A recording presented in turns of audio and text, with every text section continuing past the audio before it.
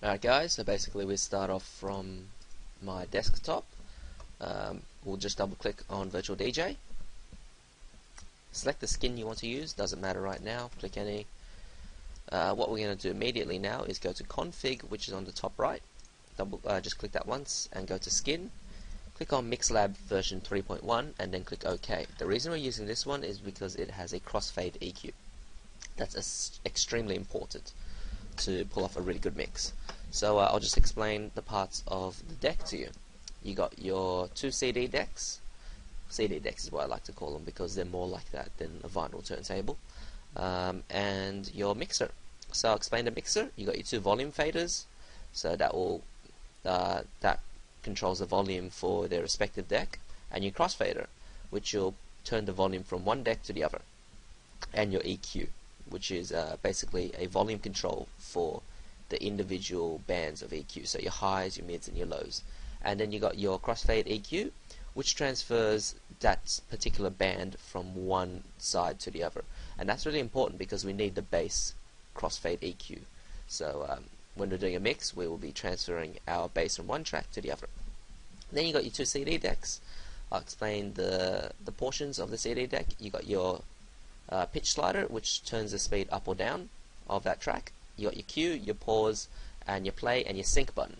So what a cue button will do is basically put a save point on that track. So whenever you click the cue button, it will go back to that save point, no matter where you are on the track. Then you got your pause button, which doubles as a stop button when you click it twice, and your play button, which is obvious, and your sync button, which is important because it lets you pull off really easy mixes really well. And what it basically does is match up the beats for you, and it will also match up the speed. So you can pull off really wicked mixes with this.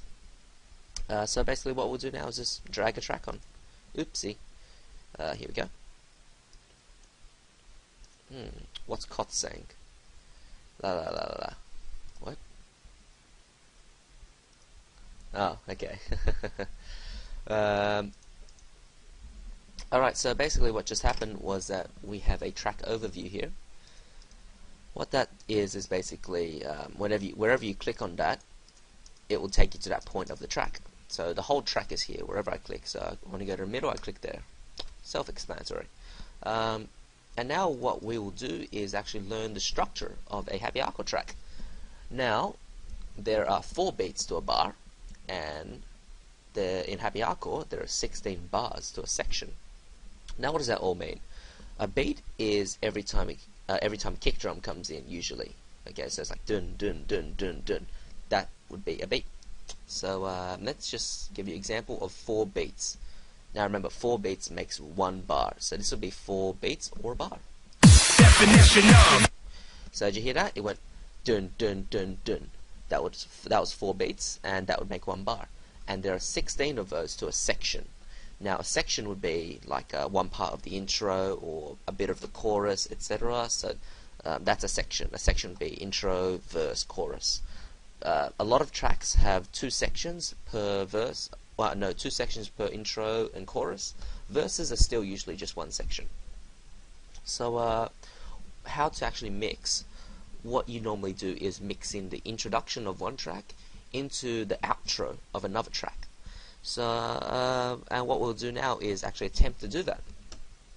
So I will be dragging a track. Let's see here.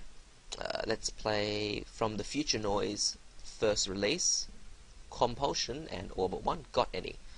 You guys might not have heard this one before, but it's a great track. So what we're going to do now is attempt to mix it. Now, thankfully, the 2 tracks are already the same beats per minute. What you want to do is actually make sure, if your 2 tracks aren't the same beats per minute, make sure they are the same beats per minute. So you can do that manually by moving the pitch slider up and down, or just press the sync button and it'll do that for you. Okay, now what I'm going to do is start playing the Bad Boy remix from the middle of the last chorus.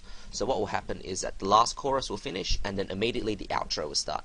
And as soon as the outro starts, we're going to press play on the beginning of the Compulsion Orbit 1 track. So what I'll do is make sure that whenever I press Q, it will start immediately from the intro of got any. So when I press Q, okay, did you hear that? What that did is actually just checking that it's at the beginning of the intro. So whenever I press play, it will play from the intro. Okay, and that's what we want. So what I'll do now is turn down the volume on Got Any, and then on the bass crossfader, on the EQ crossfade, we'll be putting it completely over to the Bad Boy remix. And now what we will do is what we will be doing is, after the chorus finishes on the Bad Boy remix and the outro starts, we'll be pressing play on Got Any, and as soon as that starts, press the sync button, because when you press the sync button, it will automatically match up the beats, because sometimes when you press play you might be a little bit delayed and it will start to sound like crap. And then as soon as that starts happening, put the volume up again. So slowly drag the volume up, and before 16 bars is over from the first part of the intro, drag this over. Now that might sound like a bunch of gobbledygook to you, but I'll be showing you with on-screen annotations while that happens. So let's get started. So I'll just press play. It should start from the second chorus, in the middle of the second chorus. Sorry. So let's go.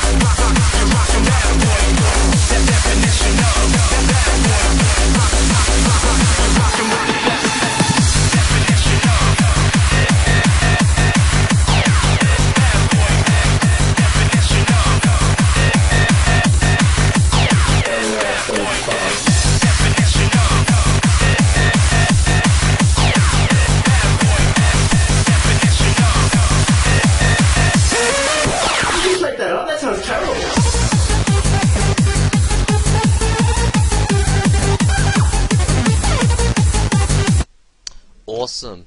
How mad did that sound? See, that was so easy. All that was just a couple of mouse clicks, and there you are. You got your first mix.